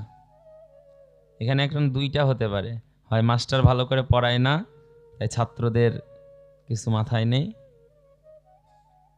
আর একটা হতে পারে ছাত্রই কিছু শোনে না, অন্যদিকে মন দিয়ে থাকে। তো এখানে দ্বিতীয় নাম্বার অপশনটা কাটা পড়বে, কারণ আপনারা এক মনে ভগবানের কথা শোনেন। আপনাদের দোষ নেই, দোষ মাস্টারের, ভালো করে বোঝাতে পারছি না, আমার ব্যর্থতা।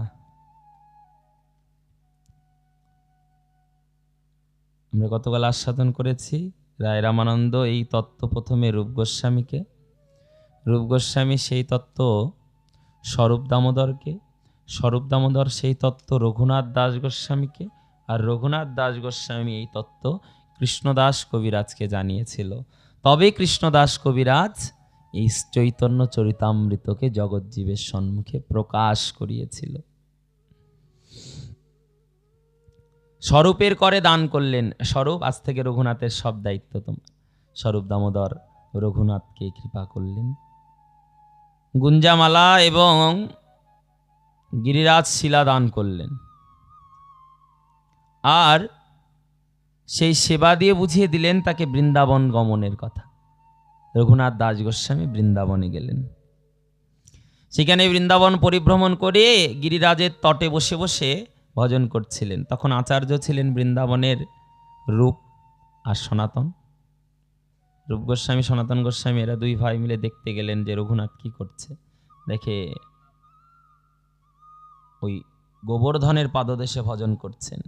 সেখান থেকে তাকে তুলে নিয়ে গিয়ে বসালেন রাধাকুণ্ডের তটে। আজ থেকে তোমার ভজনস্থলী হবে রাধাকুণ্ড, এখানেই বসে তুমি 7.5 প্রহর ভজন করবে। ভজন ছাড়া জীবনটা বৃথা গো মা। কি করতেন? ভজন, নাম জপ করতেন, শ্রী রাধা নাম জপ করতেন 7.5 প্রহর, কৃষ্ণ নাম জপ করতেন 3 লক্ষের অধিক। আমরা করি? সবাই নাম জপ করো, হাত তুলতে বলবো না, কারণ আমি কাউকে লজ্জা দিতে চাই না, আগেই বলছি। যারা করো না তারা করো মা, জন্মটা কার কখন শেষ হয়ে যাবে কেউ জানি না।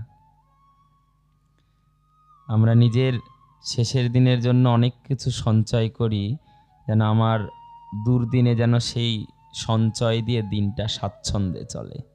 সবাই করি না? শেষের দিনের জন্য যেন দুর্দিন আমার ভাগ্যে এলে পরে সেই দিন যেন এই অর্থ এই ধনের দ্বারা দিন কাটে। তেমনি প্রস্তুত হও, আমাদেরও তো দুর্দিন আসছে। মৃত্যুর জন্য প্রস্তুত কি করে হবে? একটু একটু করে কৃষ্ণ নাম সঞ্চয় করো। আরে কিছু না হলে 4 মালা তো অন্তত রোজ করে সঞ্চয় করে রাখো, তবু শেষের দিনে কিছু পুঁজি থাকবে।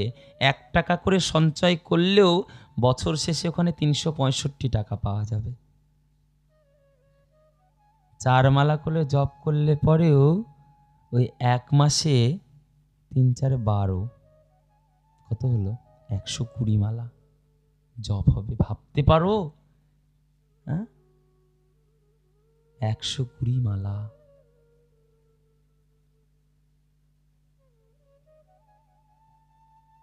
এটা কি দাঁড়াচ্ছে বলো তো?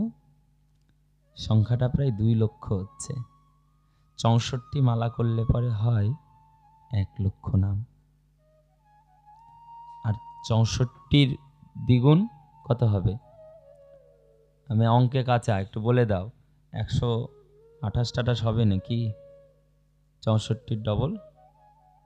এই হো হো করবে না কিন্তু, হিসাব করে করবে না, ঠকে যাবা। তাহলে আমাদের 120 মালা জপ হচ্ছে, 128 মালা হলে পরে আমার 2 লক্ষ নাম, মাসে 2 লক্ষ টাকা ইনকাম, আমার জীবন ধন্য। আমি মাসে 2 লক্ষ করে নাম আমার জন্য রাখতে পারছি, আমার জীবন ধন্য, শেষের দিন অভাব হবে না। আর যারা করব করব বলে দিনগুলো কাটিয়ে দিচ্ছ, তাদের কথা আর কি বলবো। টোটো ভাড়া না ছাড়া তো পার হওয়া যায় না, খেয়া পারে করি লাগে, নাম প্রেমের না ছাড়া পার হওয়া যায় না। সঞ্চয় করো। রঘুনাথ দাস গোস্বামী সঞ্চয় করতেন, 7.5 প্রহর ধরে ওই মূলধন সঞ্চয় করতেন। দেখতে একদিন এসেছেন, তখন বৃন্দাবনটা খুব জঙ্গল, তো রাধাকুণ্ডের তটে ভজন করছেন, প্রচুর জঙ্গল, সেখানে বাঘ সিংহ ঘুরে বেড়ায় দিনে। একদিন রূপ গোস্বামী দেখতে এলেন, দেখে রঘুনাথ কি করছে। দেখে রঘুনাথ ঘাটের পাড়ে বসে বসে, রাধাকুণ্ডের ঘাটের পাড়ে বসে ভজন করছে। আর ওই সময় বনের মধ্যে থেকে একটা বাঘ এসেছে। বাঘ দেখে তো রূপ গোস্বামীর মনে খুব ভয়, বুঝি রঘুনাথ গেল। কিন্তু বাঘটা পা টিপে টিপে টিপে এসে রাধাকুণ্ডের জলে জল চেটে চেটে খেতে ধরেছে। ওই ঘাটের উপরেই বসে বসে রঘুনাথ নাম জপ করছে। রঘুনাথ নাম জপ করছে আর ওই ঘাটে এসে বাঘ জল খাচ্ছে। রঘুনাথকে কিছু বলছে না কেন? রূপ গোস্বামী আড়াল থেকে দেখছিল, তো একটু মাথাটা বের করে যখন দেখার চেষ্টা করেছে, দেখছে হায় ভগবান, রঘুনাথের পিছনে স্বয়ং ভগবান দণ্ড হাতে নিয়ে দাঁড়িয়ে আছে, যেন রঘুনাথকে কোনো বাঘ সিংহ কিছু না করতে পারে। রঘুনাথ ভজন করছে, শাস্ত্রে বললেন তুমি ভজনে বসো, তোমার সব দায়িত্ব আমার। তুমি নাম জপ করো, তুমি কীর্তন করো, তুমি আমার ভক্তি করো, তোমার ইহকাল পরকাল জন্ম মৃত্যু সব দায়িত্ব। আজ রঘুনাথ চোখ বন্ধ করে প্রাণ ভরে নাম ভজন করছে, সামনে শিওরে বাঘ, যে চাইলে এক মুহূর্তে খেয়ে ফেলবে। ভগবান শ্রীহরি বলল, রঘুনাথ তোর চিন্তা নেই, তুই আমার নাম করছিস, যতক্ষণ তুই নাম করবি তোকে রক্ষা করার দায়িত্ব আমার। বড় একটা হাতে লাঠি নিয়ে ভগবান কৃষ্ণ মুরারি দাঁড়িয়ে আছেন। হায় রে প্রভু তোমার মায়া। রূপ গোস্বামী দূর থেকে প্রণাম করে গেলেন। কিছুদিন পরে সনাতন এলেন, জ্যৈষ্ঠী মাসের সময়, প্রখর রৌদ্র গরম। আরে রঘুনাথ, ওখানে তো কুঠিয়াও নেই, ভজন করতে পারছে তো রঘুনাথ? দেখার জন্য সনাতন গোস্বামী আসছে। দেখে রঘুনাথ আড়াল থেকে একটু উঁকি মেরে দেখছে, দেখে রঘুনাথ মুখে প্রাণ ভরে জপ করছে, হা রাধে, হা স্বামিনী, হা কৃপাময়ী, হা রাশেশ্বরী, কৃপা করো, হে রাধে, হে করুণাময়ী, কৃপা করো। দূর থেকে আড়াল থেকে দেখে রঘুনাথের মুখটা অন্ধকার অন্ধকার লাগছে। কি গো, এত রৌদ্রের মধ্যে মুখটা অন্ধকার কেন? ভালো করে মাথাটা বের করে সনাতন দেখছে, রঘুনাথের মাথার উপরে সাক্ষাৎ শ্রীমতী রাধা নিজের অঙ্গের নীলাম্বর পিতবাস উপরে ধারণ করে ধরে আছে, যেন রঘুনাথের অঙ্গরে তাপ না লাগে, যেন রঘুনাথের অঙ্গে কোনো তাপ না লাগে। স্বয়ং শ্রী রাধা নিজের অঙ্গ থেকে উত্তরীয় বসনটা রঘুনাথের অঙ্গে ধরেছে। ভাবা যায় ভক্তি কতটা ঊর্ধ্বে। ওই যে ভগবান বলে দিয়েছে, তুমি ভজন করো, সব দায়িত্ব তো আমার। ছাড়ো সংসার বিষয় আশয় সুখের কথা, কি করবে ওগুলোন? তোমার চরণে এসে সব প্রার্থনা করবে, আমাকে নাও, আমাকে নাও বলে। যদি তুমি ভজনে তৎপর হতে পারো, ওই লক্ষ্মী সরস্বতী সবাই ছুটবে, লক্ষ্মী বিদ্যা নিয়ে ছুটবে, বিদ্যা নাও বাবা। সরস্বতী ধন নিয়ে ছুটবে, ধন নাও। তুমি যদি সৎ হও ভজন মার্গে। এইরূপ ছিলেন সনাতনের জীবন। শুধু সনাতন নয়, বাকি গোস্বামী আচার্যরাও খুব কষ্ট করেছে, কিন্তু সনাতন গোস্বামী একটু বেশি কষ্ট করেছে জীবনে গৌর কৃপা পেতে। এরপর মহাপ্রভু সমস্ত গৌরীয় বৈষ্ণব ভক্তদেরকে বিদায় দিলেন। অন্তরঙ্গ ভক্ত পার্ষদদেরকে নিয়ে মহাপ্রভু থাকলেন। সেই সময় মহাপ্রভুর ভিতরে বিরহটা খুব বেড়ে গেছে, উদ্বিগ্নতা, বিরহ দিন দিন যখন এত বেড়ে গেছে, আর কি করবে? মহাপ্রভুর একজন কৃপা পার্ষদ ছিলেন, নাম হরিদাস ঠাকুর। মহাপ্রভুর উদ্বিগ্নতা দিন দিন বাড়ছে দেখে তিনি অস্থির হয়ে গেলেন। তারও চিত্ত চঞ্চল, নামে আর মন বসে না। তাই জন্য সেই রঘুনাথ সেই হরিদাস ঠাকুরকে সেই সময় কৃপা প্রসঙ্গ তুললেন কবিরাজ। যে গোবিন্দদাস প্রসাদ নিয়ে যেতেন তার দ্বারাই সংবাদ পেলেন রঘুনাথ আর নাম করে না, শুয়ে শুয়ে থাকে শুধু। তাই তাকে কৃপা করতে মহাপ্রভু ছুটে গেলেন। ভক্ত বৈষ্ণব জনদেরকে নিয়ে মহাপ্রভু কৃপা করলেন। তার চতুর্দিকে বেরি করে সংকীর্তন করলেন। হরিদাসের মনে বাঞ্ছা, সহৃদয়ে আনি ধরিব তব কমল চরণ, নয়নে হেরিব তব চাঁদবদন, জিভায় উচ্চারিব তব শ্রীকৃষ্ণ চৈতন্য নাম, এই মতো মোর ইচ্ছা প্রভু ছাড়িব পরাণ। আমার মনের বাসনা, আমি এইভাবে মরতে চাই। মহাপ্রভু বলল, রঘুনাথ মৃত্যু তো হবেই, মৃত্যু কখনো কামনা করতে নেই, মৃত্যু তো ধ্রুব সত্য, তুমি চাইলেও আসবে না চাইলেও আসবে। মৃত্যুর জন্য আবার কিছু চাইতে হয় চেষ্টা করে? তুমি মূর্খ হরিদাস। হরিদাস বললেন, হ্যাঁ প্রভু ঠিক বলেছ, আমি মূর্খ, কিন্তু আমি মৃত্যুই চাই। কেন চাই? আপনি তো বললেন মৃত্যু কামনীয় নয়, মৃত্যু তো অনিবার্য, হবেই হবে। হ্যাঁ প্রভু, আমিও জানি মৃত্যু হবেই, মৃত্যু তো আসবেই, কিন্তু আমি কেমন মৃত্যু চাই জানো? কিন্তু সব মৃত্যুর কালে তো তোমাকে পাওয়া যাবে না প্রভু।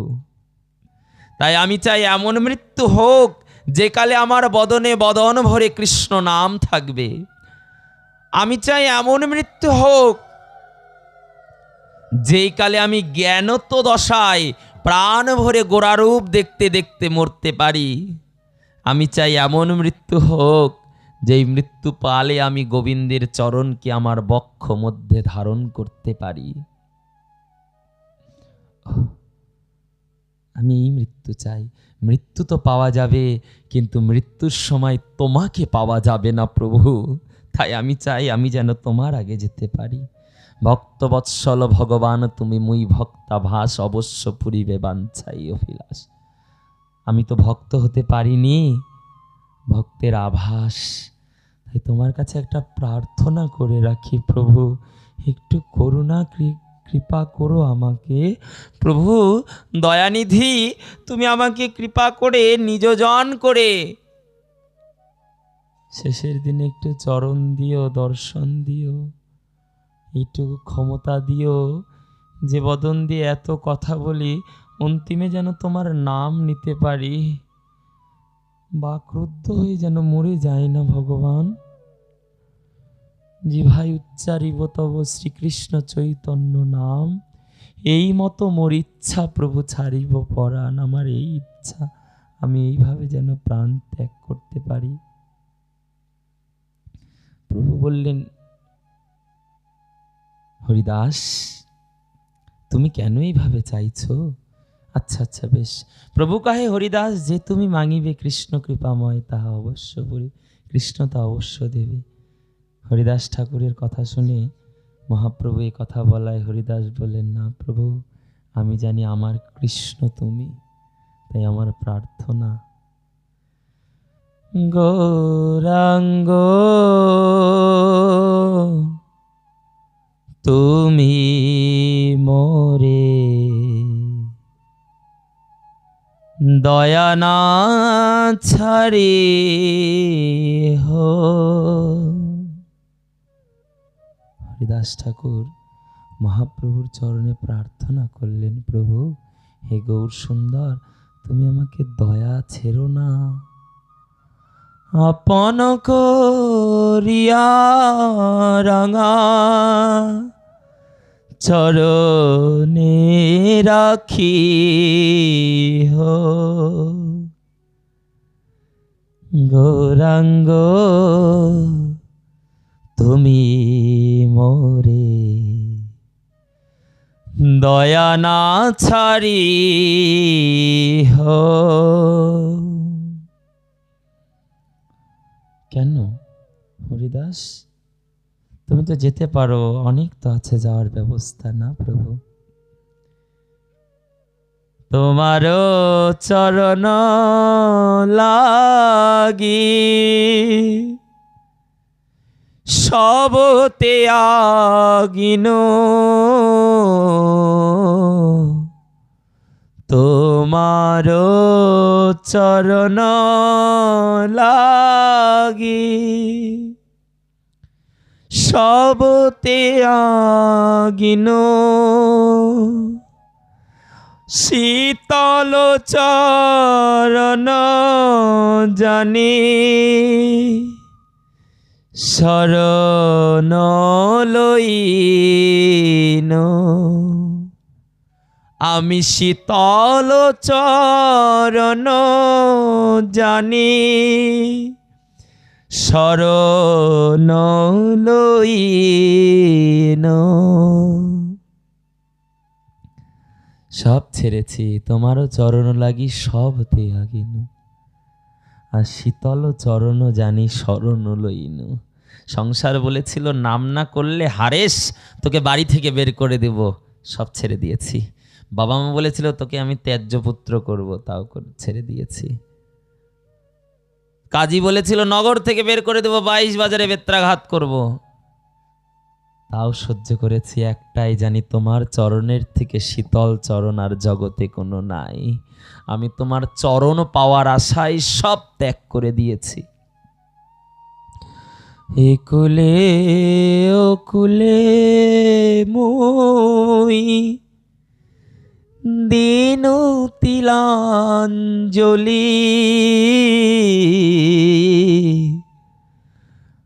একুলে ওকুলে মই দিনু তিলাঞ্জলি, রাখিহ চরণে তব আপনার বলি।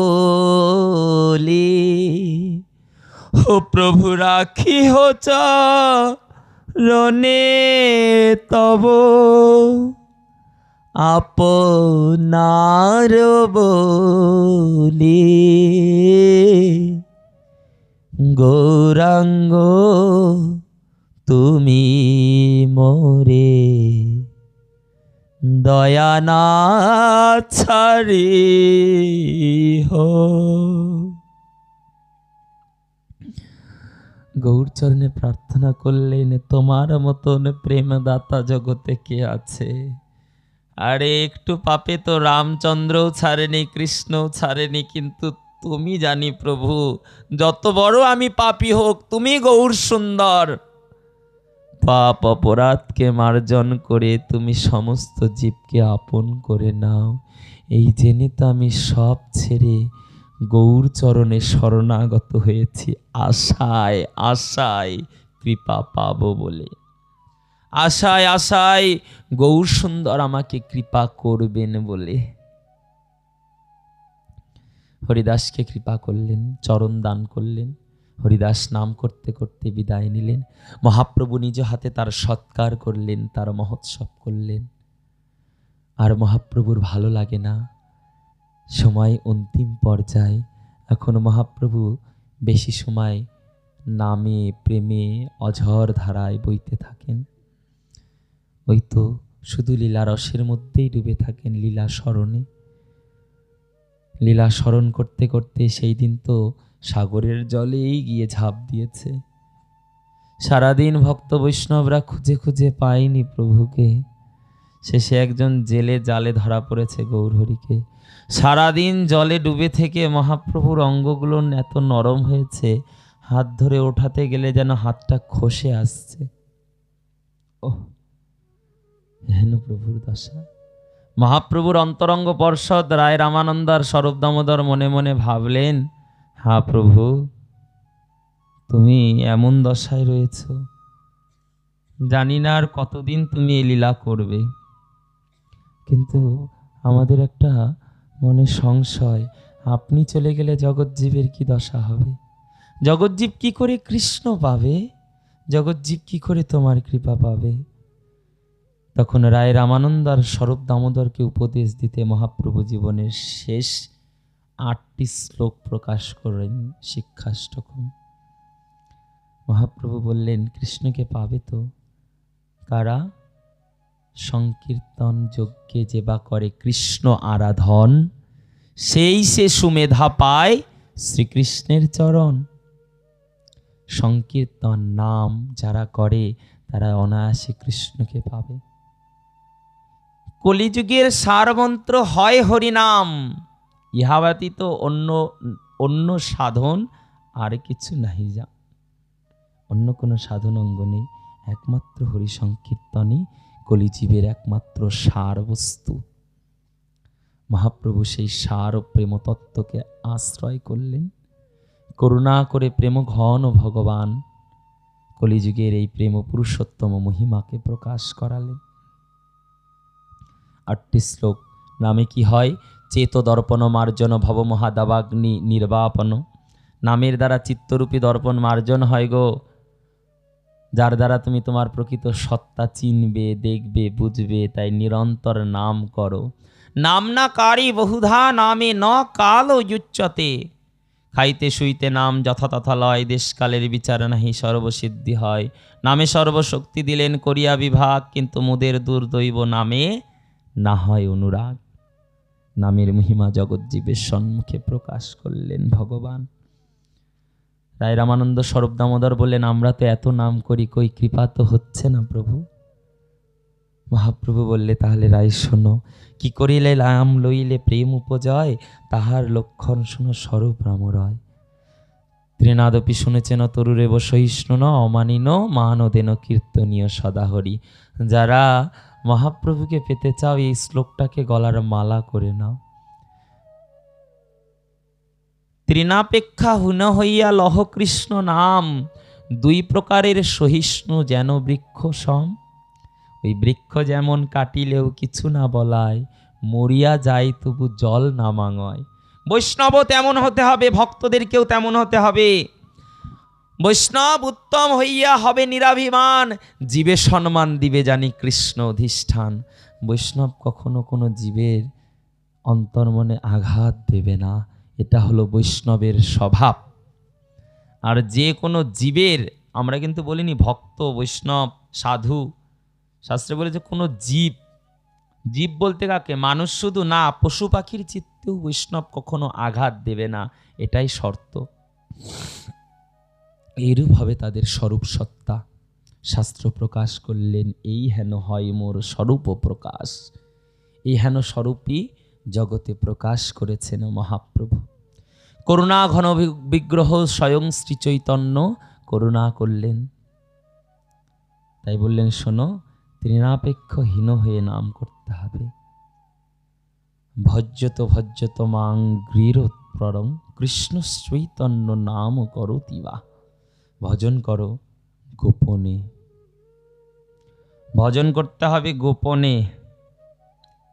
ভজন বস্তু কাউকে জানানোর, শোনানোর বা দেখানোর নয়। ভজন হলো ভালোবাসার ধন। আর ওই ভালোবাসার ধনকে যদি সবাইকে দেখিয়ে বেড়ায়, তাহলে ও ধন আর বেশি দিন আমার থাকবে না। ও ধনের আর মহিমা থাকে না, নষ্ট হয়ে যায়। ওই জন্য ভজনটা গোপনে, মহাপ্রভুর নির্দেশ।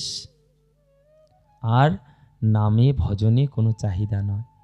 মহাপ্রভু বললেন, ন ধনং ন জনং ন কবিতা সুন্দরী বা জগদীশ কাময়ে মম জন্ম জন্ম ঈশ্বরের ভবতাদ ভক্তি অহৈতুকী। ধনজন নাহি মাঙি কবিতা সুন্দরী, শুদ্ধ ভক্তি দেহ মোরে কৃষ্ণ কৃপা করি। ভগবানের চরণে এই প্রার্থনাই করতে হয় সব সময়। আমি ধন চাই না, জন চাই না, কবিতা সুন্দরী চাই না। আমি শুধু এই চাই, আমি জন্ম জন্ম ধরে যেন প্রভুর চরণের প্রেম ভক্তি লাভ করতে পারি। কেন জানো? প্রেম ভক্তি ছাড়া ব্যর্থ দরিদ্র জীবন, দাস করি বেতন মোরে দেহ প্রেম ধন। এ জগতে কে ধনী? যার অনেক টাকা আছে। বলে না, শুধু ধন থাকিলে হয় না ধনী, কৃষ্ণ নাম যার নাই হিয়াই।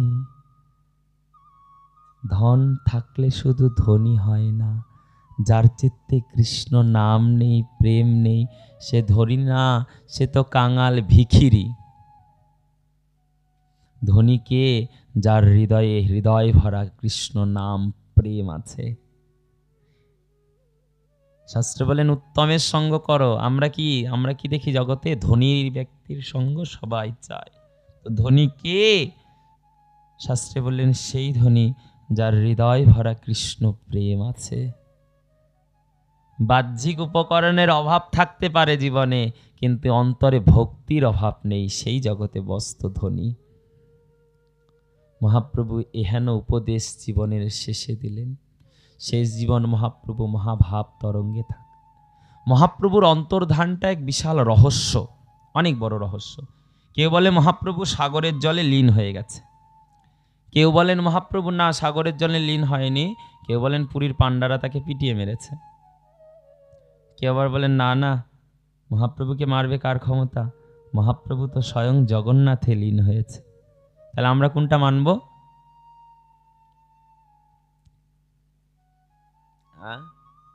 জোরে কও, আমার বয়স হয়েছে গো, কানে শুনি না।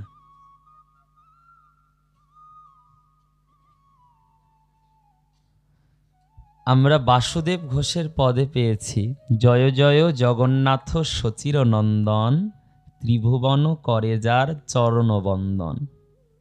তাই না? যেখানে আমরা পেয়েছি লীলাচলে শঙ্খচক্র গদাপদ্ম ধর, আর নদিয়া নগরে দণ্ড কুমণ্ডল কর। কেহ বলে পূরবেতে রাবণ বধিলা, আবার গোলকের বৈভব লীলা আপনি প্রকাশিলা। শ্রীরাধার ভাবে এবে গোড়ায় অবতার, হরে কৃষ্ণ নাম গৌর করিলেন প্রচার। বাসুদেব ঘোষ কহে করি জোর হাত, যেই গৌর সেই কৃষ্ণ আমার সেই জগন্নাথ। অর্থাৎ গৌর কৃষ্ণ জগন্নাথ অভেদ তত্ত্ব, তাই চিত্তে জ্ঞান রাখতে হবে প্রভু যদি লীন হয়েছে তাহলে একমাত্র তিনি জগন্নাথেই লীন হয়েছেন, আর অন্য সম্ভব নয়। এই জ্ঞান রাখতে হবে। আজ বিশ্রাম দিবস গো মা, যারা ফুল তুলসী ভগবানের জন্য এনেছেন তারা এখন বিশ্রাম কীর্তনকালে ফুল তুলসী উঠে উঠে দিয়ে দেবেন। আর তারপরে যারা যারা প্রদীপ এনেছেন বিশ্রাম কীর্তনের শেষে আমরা সবাই মিলে আরতি করব। কিন্তু তার আগে হৃদয়টাকে অনুরাগ ধরো, হৃদয় ভরে প্রার্থনা করো প্রভুর চরণে, দয়াময় 7 দিন ধরে তোমার যে কথা শুনলাম, এই দেখো শুনতে শুনতে কালকের কথা তো আজকেই মনে থাকছে না। কৃপা কি করে পাবো এই পতিত? কালকে একটা কথা বলেছিলাম পাঠ মনে রাখার জন্য, সেটা আজকে কে কে করেছো? কালকে কিছু বলেছিলাম যেটা করলে পাঠ মনে থাকবে। কি বলেছিলাম? কি করতে হবে? কি প্রার্থনা করতে হবে? কৃষ্ণের কাছে কেন প্রার্থনা করব? আমরা কি মনে রাখতে পারবো না? আমরা ধারণ করতে পারবো না? কেন? ভুলে যায়, মনে করে রাখতে পারবো না?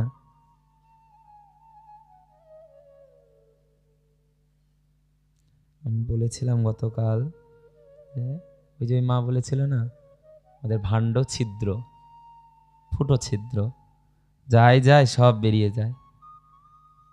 তো এই ভাণ্ডটা যেহেতু ভগবানের তৈরি, এই দেহ ভাণ্ড, তাই ভগবানের কাছেই প্রার্থনা করতে হবে, দয়াময় তোমার কৃপায় তো 7 দিন কথা শুনলাম, কিন্তু এইটুকু করুণা করো।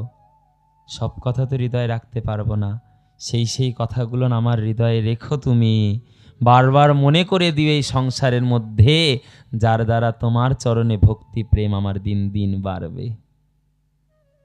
প্রভু সব কথা তো স্মরণ করা সম্ভব নয়, তুমি ওই কথাগুলোকে আমার চিত্তে বারবার জাগিও, যার দ্বারা আমি এই সংসারে সবার থেকে নিজেকে তোমার করে নিতে পারবো। এটা প্রভুর চরণে বাসনা রাখতে হয়, প্রভুর চরণে আশা রাখতে হয়। প্রভু তুমি তাই করো, করুণা করে তুমি আমাকে নিজ জন নিজ দাস বলে নিজের করে নিও। মহাপ্রভু করুণা করলেন, জগৎজীবকে কৃপা আশিস দান করলেন। আচ্ছা, প্রথম দিন একটা শ্লোক বলেছিলাম, সেই শ্লোকটা প্রত্যেক দিন বলি। মহাপ্রভুর প্রণাম মন্ত্র কেউ বলতে পারবে?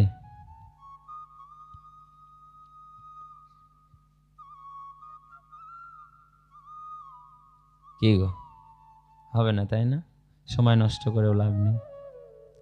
প্রথম দিন প্রণাম মন্ত্র আমি বলে দিলাম সবাইকে। দেখো, যারা বৃন্দাবনে বাস করে, মথুরায় বাস করে, ওই উত্তরপ্রদেশে বাস করে, ওখানে এমন কাউকে পাবে না যারা কৃষ্ণের প্রণাম মন্ত্র জানে না, কারণ ওরা কৃষ্ণের দেশে জন্ম নিয়েছে। আমরা মহাপ্রভুর দেশে জন্ম নিয়েছি, কিন্তু কি লজ্জা, আমরা মহাপ্রভুর প্রণাম মন্ত্র জানি না।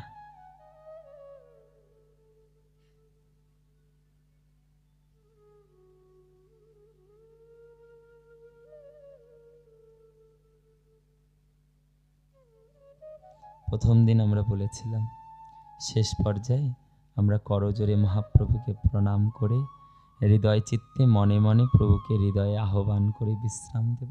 আজকে কথা প্রসঙ্গ এখানে আমরা 7 দিনের বিশ্রাম রাখব।